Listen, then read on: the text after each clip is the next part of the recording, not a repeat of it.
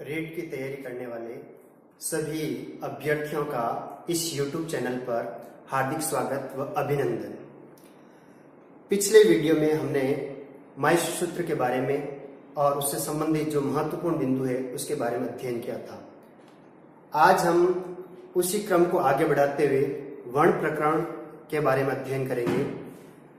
संस्कृत में वर्ण दो प्रकार के होते हैं, एक तो अच और दूसरा हल। इसे हम भली भांति जानते हैं। देखिए, वर्ण प्रकरण संस्कृत में दो प्रकार के वर्ण होते हैं, पहला है अच और दूसरा है हल। अच अपने आप में एक प्रत्याहार भी है जिसमें सभी स्वर समाहित है, अर्थात अर्च का अर्थ होता है स्वर। और हल भी एक प्रत्याहार है, इसमें सभी व्यंजन वर्ण समाहित हैं, तो हल अर्थात व्यंजन।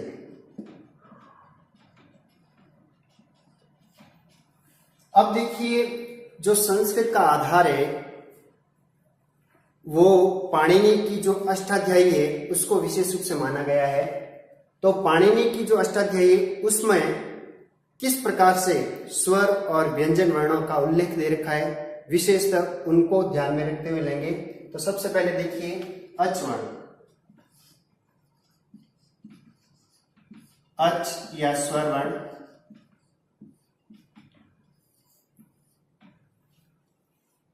अच वे वर्ण होते हैं, अच या स्वर वर्ण वे वर्ण होते हैं जिनका उच्चारण बिना किसी की सहायता के हो सकता है। अर्थात इन वर्णों के उच्चारण में किसी की सहायता नहीं लेनी पड़ती है, अर्थात ये अपने आप में स्वयं राजा होते हैं, अर्थात ये स्वतंत्र होते हैं। तो संस्कृत में इसकी परिभाषा है स्वयं राजन्ते इति स्वरः। देखिए, स्वयं यानी खुद, राजन्ते यानी राज करते हैं, इति इस प्रकार के वर्ण स्वरा यानी स्वर कहलाते हैं। यानी ऐसे वर्ण जिनका उच्चारण करने में किसी की सहायता नहीं ली जाती है, अर्थात जो अपने आप में राजन होते हैं, जो अपने आप में स्वतंत्र होते हैं, उन वर्णों को हम स्वर कहेंगे। हमने माहेश्वर सूत्र पढ़ा है। माहेश्वर सूत्र में स्वर वर्णों की संख्या 9 बताई गई है, अर्थात अच वर्ण या स्वर वर्ण इनकी संख्या कितनी बताई गई है? 9। जिसमें देखिए चार, जो प्रथम चार जो सूत्र है माहेश्वर सूत्र, उनके अंदर ये 9 स्वर समाहित है। पहला है अयुण, दूसरा ऋलृक, तीसरा एवं, चौथा अयोच। इस प्रकार से अ से शुरू होता है और च पे खत्म हो जाता है। देखिए कौन कौन से? अयुण, दूसरा ऋलृक, तीसरा एओंग और चौथा अयऔच। पहला, दूसरा, तीसरा और चौथा प्रथम 4 माहेश्वर सूत्र। इन प्रथम 4 माहेश्वर सूत्रों में अच वर्ण समाहित है। देखिए, अ से शुरू हो रहा है और च पे खत्म हो रहा है, इसलिए इनको अच कहा जाता है। तो देखिए 9 स्वर कौन कौन से हैं? अ, ई, उ, ऋ, ऋ, ए, ओ, आई, औ। इस प्रकार से ये 9 हो गए। और जो अंत में ये है, ण है, क है, ङ है और च है, इनकी इत संज्ञा हो जाती है। इनको जब इन वर्णों को गिनना होता है, अर्थात इनकी गणना करनी होती है, तब इनको नहीं गिनते हैं। अब देखिए, ये तो माहेश्वर सूत्र के अनुसार अच वर्णों की संख्या 9 है, अर्थात नववर्णः, नववर्णः स्वरः, नववर्णः स्वरः। अर्थात माहेश्वर सूत्र के अनुसार जो स्वर वर्ण है या अच वर्ण है उनकी संख्या 9 है, अर्थात 9 है। अब देखिए, जो पाणिनि महोदय हुए हैं, पाणिनि महोदय ने इन स्वरों की संख्या 21 या 22 बताइए। 21 या 22 बताइए। वो कौन कौन से, देखिए मूल ये स्वर, इनके आधार पर समझेंगे हम। देखिए माहेश्वर सूत्र के अनुसार अ, ई, उ, फिर देखिए री, री, फिर देखिए ए, ओ, आई और औ। देखिए पाणिनि के अनुसार जो 21 या 22 स्वर कौन कौन से हैं? 9 तो ये है ही, साथ में देखिए अ का दीर्घ होता है आ, ई का दीर्घ होता है ई, उ का दीर्घ होता है उ, री का दीर्घ होता है री, और री का दीर्घ नहीं होता है। ये तो हो गए ह्रस्व, ये हो गए दीर्घ। अब देखिए प्लुत। प्लुत में देखिए ये जो 9 स्वर है अ, ई, उ, री, री, ए, ओ, आई, औ, इन सब का प्लुत होता है। तो देखिए अ का प्लुत इस प्रकार से होगा, ई का प्लुत इस प्रकार से होगा, उ का प्लुत इस प्रकार से होगा। इसी तरह देखिए री का प्लुत इस प्रकार से, री का प्लुत इस प्रकार से, और ए का प्लुत इस प्रकार से, और ओ का प्लुत इस प्रकार से, आई का प्लुत इस प्रकार से, और औ का प्लुत इस प्रकार से। अर्थात जो ये तीन जैसा चिन्ह है ये प्लुत को सत्यापित करता है, प्लुत का बोधक होता है। अब देखिए इनकी गणना करते हैं। अ, ई, उ, री, री, ए, ओ, आई, औ, ये 9 है। 9, 10, 11, 12, 13, 14, 15, 16, 17, 18, 19, 20, 21 और 22। ये 22 पाणिनि के अनुसार बताए गए हैं। और पाणिनि ने ये भी कहा है कि जो ये री है, इस री का अपन प्लुत मान भी सकते हैं और नहीं भी मान सकते। अगर इसका प्लुत नहीं मानेंगे तो संख्या 21 हो जाएगी, नहीं अगर प्लुत मानेंगे तो इसकी संख्या 22 होगी। तो इस प्रकार पाणिनि के अनुसार जो स्वर वर्ण है उनकी संख्या 21 या 22 बताई गई है। आप इसका स्क्रीनशॉट ले सकते हैं। अब देखिए हम अच वर्ण के भेद के बारे में अध्ययन करेंगे। सबसे पहले देखिए मात्रा के आधार पर, मात्रा के आधार पर जो अच वर्ण है वो कितने प्रकार के होते हैं उसके बारे में अध्ययन करेंगे। तो देखिए मात्रा, मात्रा से तात्पर्य क्या है? यहाँ पर मात्रा का मतलब होता है यहाँ पर किसी भी वर्ण के उच्चारण में लगने वाला समय, किसी भी वर्ण के उच्चारण में लगने वाला समय उसको मात्रा कहा जाता है। मात्रा के आधार पर अच वर्ण 3 प्रकार के होते हैं। पहला है ह्रस्व, दूसरा है दीर्घ, तीसरा है प्लुत। अब देखिए मात्रा अर्थात किसी वर्ण के उच्चारण में लगने वाला समय, यानी जिस वर्ण के उच्चारण में 1 सेकेंड या 1 पल का समय लगता है उसे अपन ह्रस्व स्वर कहेंगे। और किसी 1 सेकेंड का समय या 1 पल या 1 निमेष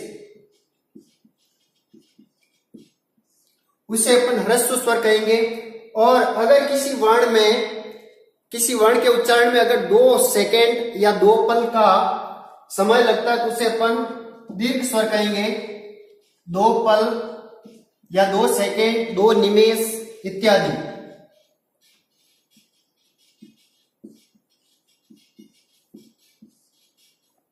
और अगर किसी वर्ण के उच्चारण में 3 सेकेंड का समय लगता है तो उसे अपन प्लुत कहेंगे। 3 पल,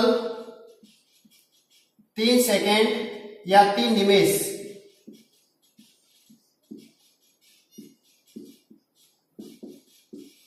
अब देखिए ह्रस्व स्वर यानी जिनके उच्चारण में 1 पल या 1 सेकेंड या 1 निमेष का समय लगता है तो उनकी संख्या है 5। देखिए जो ह्रस्व स्वर है इनको हम मूल स्वर भी कह सकते हैं। इनको लघु स्वर भी कह सकते हैं। अब देखिए वो 5 ह्रस्व स्वर कौन कौन से हैं। सबसे पहले देखिए अ, फिर देखिए ई, फिर उ, फिर री और ये ली। अब इसके बाद में देखिए दीर्घ स्वर जिनके उच्चारण में 2 पल, 2 निमेष या 2 सेकंड का समय लगता है, तो इनकी संख्या 8 है। और वो कौन कौन से हैं देखिए। देखिए अ का दीर्घ होता है आ, ई का दीर्घ होता है ई, उ का दीर्घ होता है उ, री का दीर्घ होता है री, और इस री का दीर्घ नहीं होता है। इसके बाद में देखिए ए, ओ, आई और औ। ये 8 दीर्घ स्वर है। इनमें देखिए जो मूल दीर्घ स्वर है ये 4 है, और ये जो बाद वाले 4 है ए, ओ, आई, औ, ये संध्यक्षर दीर्घ स्वर है। देखिए जो ए है, ओ है, आई है और औ है, इन वर्णों का निर्माण संधि के माध्यम से हुआ है। देखिए अ प्लस ई बराबर ए, अर्थात यहां पर गुण संधि हुई है। इसके बाद में देखिए ओ, अ प्लस उ बराबर ओ, ये भी गुण संधि से बना है। फिर बाद में देखिए आई और औ, ये दोनों वृद्धि संज्ञक है। देखिए अ प्लस ए बराबर आई, और इसके बाद में अ प्लस ओ बराबर औ, अ प्लस ओ बराबर औ, ये दोनों वृद्धि संज्ञक है, अर्थात इनके अंदर संधि हुई है। जबकि इन जो 4 जो आ, ई, उ और री है, इनके अंदर दीर्घ हुआ है, अर्थात दीर्घ संधि हुई है। देखिए अ प्लस अ बराबर आ, इसके बाद में देखिए ई प्लस ई बराबर ई, उ प्लस उ बराबर उ, और री प्लस री बराबर री। इनके अंदर क्या है, देखिए सवर्ण आ रहा है, अ के बाद में वापस अ आ रहा है, इसलिए ये आ बना है, अर्थात ये सवर्ण दीर्घ संधि के हैं, जबकि इनके अंदर सवर्ण नहीं है। इस प्रकार से जो मूल दीर्घ है वो 4 है, और ये जो ए, ओ, आई, औ, ये जो 4 है ये संध्यक्षर है, ये भी दीर्घ है। अगर मूल दीर्घ पूछ लें तो मूल दीर्घ ये 4 है, और निश्चित रूप से आपको दीर्घ ही पूछेंगे, क्योंकि हमारे संस्कृत में पाणिनि को ही आधार माना गया है, और पाणिनि की जो अष्टाध्यायी उसी को आधार माना गया है, इसलिए हमें 8 ही याद रखना है। ये तो विस्तार से हिंदी वगैरह उसमें भी है। अब देखिए जो प्लुत है, प्लुत ऐसे स्वर वर्ण जिनका उच्चारण करने में 3 सेकंड का समय लगता है, तो वो प्लुत है, और वो प्लुत इनकी संख्या 9 है। इनकी संख्या कितनी है, 9। देखिए अ, ई, उ, री, ली, ए, ओ, आई और औ। इन सब के आगे अगर ये इस प्रकार का चिन्ह लगा दें तो ये सब क्या है, प्लुत है। ये सारे प्लुत हो जाएंगे। तो इस प्रकार प्लुत वर्णों की संख्या हो गई 9। दीर्घ वर्ण 8 है और ह्रस्व वर्ण 5 है। आप इसका स्क्रीनशॉट ले लीजिए। अब देखिए उच्चारण के आधार पर जो स्वर वर्ण है या अच् वर्ण है उनके कितने भेद हैं। देखिए उच्चारण के आधार पर जो स्वर वर्ण है उनके 3 भेद हैं। कौन कौन से, देखिए पहला है उदात्त। दूसरा है अनुदात,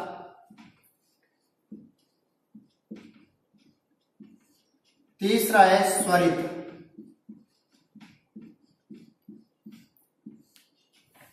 इनका प्रयोग जो वैदिक साहित्य है उनके अंदर इनका प्रयोग होता है उदात्त, अनुदात्त और स्वरित।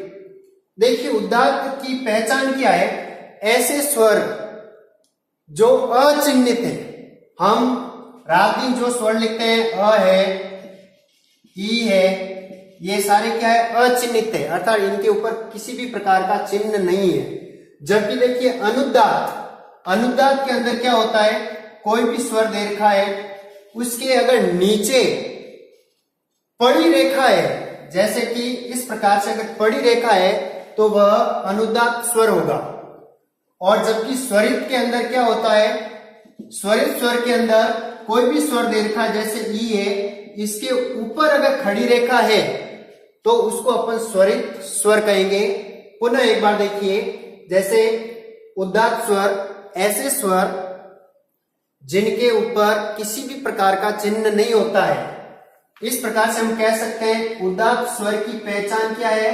ये अचिह्नित होते हैं, अर्थात इन स्वर वर्णों पर किसी भी प्रकार का चिन्ह नहीं होता है। जबकि अनुदात्त के अंदर क्या होता है? कोई भी स्वर दे रखा है, जैसे अ दे रखा है या ई दे रखा है, अगर इसके नीचे पड़ी रेखा है तो उसको अपन अनुदात्त स्वर कहेंगे। अनु, वैसे इसका संधि विच्छेद करें तो अन धन उदात्त है, लेकिन अपन इसको ऐसे याद रख सकते हैं अनु, अनु का अर्थ होता है नीचे। अनु का अर्थ क्या होता है? नीचे। अनु यानी नीचे, देखो अ के नीचे ये पड़ी रेखा है, ठीक है ना। इसके बाद में देखिए स्वरित, स्वरित अर्थात किसी भी स्वर वर्ण के ऊपर अगर खड़ी रेखा है तो उसको अपन क्या कहेंगे? स्वरित वर्ण कहेंगे। तो हमने मात्रा के आधार पर पढ़ा है। मात्रा के आधार पर ह्रस्व है, दीर्घ और प्लुत, तीन प्रकार के स्वर पढ़े हैं। उच्चारण के आधार पर अच वर्ण, तीन प्रकार के, उदात्त, अनुदात्त और स्वरित। अब देखिए उच्चारण व अनुनासिक, उच्चारण प्लस नासिका, इन दोनों के आधार पर, उच्चारण और नासिका के आधार पर जो स्वर वर्ण कितने प्रकार के हैं देखिए, के आधार पर स्वर या अच वर्ण ये दो प्रकार के होते हैं। पहला है अनुनासिक, अनुनासिक मुख नासिका वचनो अनुनासिक, यानी ऐसे स्वर वर्ण जिनका मुख सहित नासिका के साथ उच्चारण किया जाता है। हर एक स्वर है उसका उच्चारण मुख से ही किया जाता है, लेकिन साथ में अगर नासिका का सहयोग लिया जाता है, नाक का सहयोग लिया जाता है, तो उनको हम अनुनासिक कहेंगे। और अनुनासिक की पहचान क्या है? ये चंद्र बिंदु, किसी भी स्वर वर्ण के ऊपर अगर ये चंद्र बिंदु है तो ये अनुनासिक है।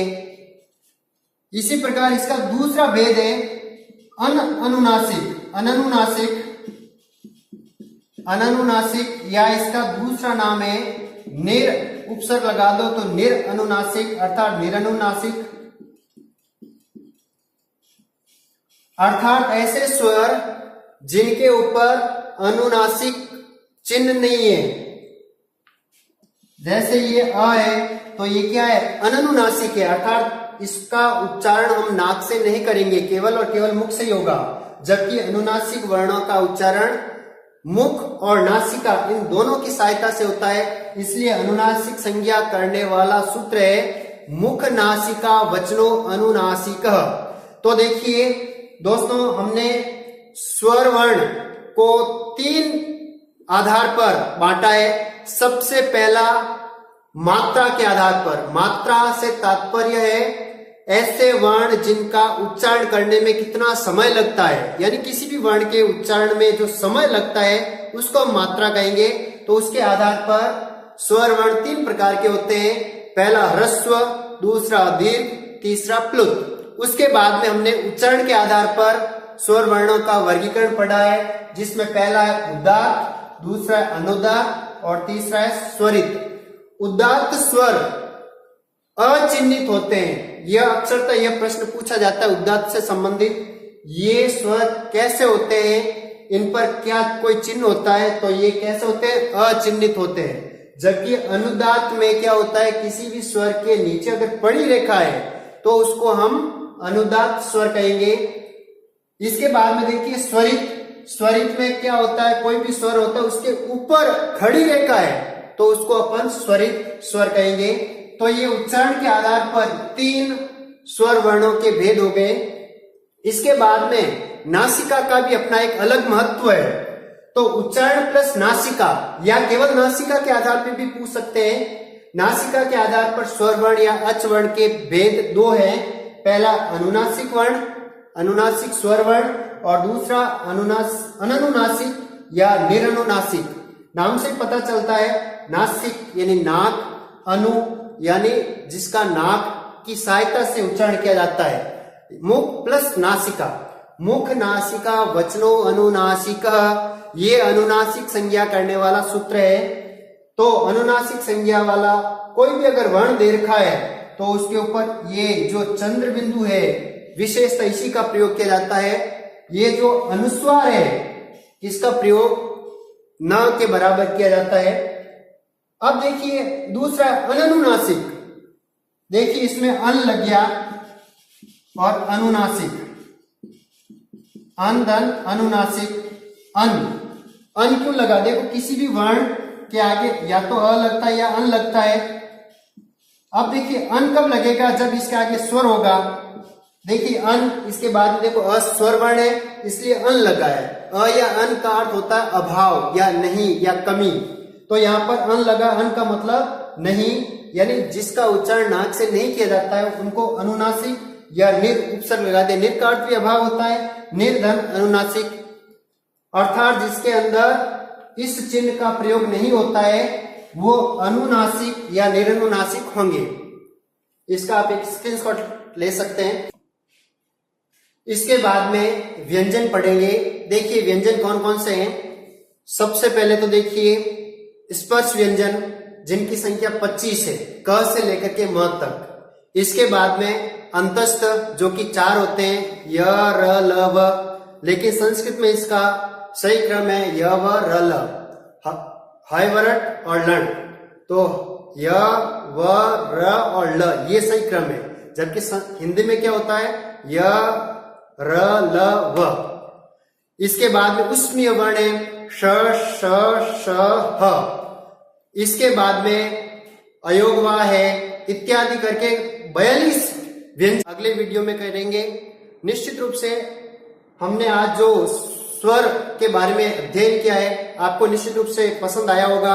अगर आपको ये वीडियो अच्छा लगा है तो इसको लाइक करें, शेयर करें और सब्सक्राइब करें। जय हिंद, जय भारत।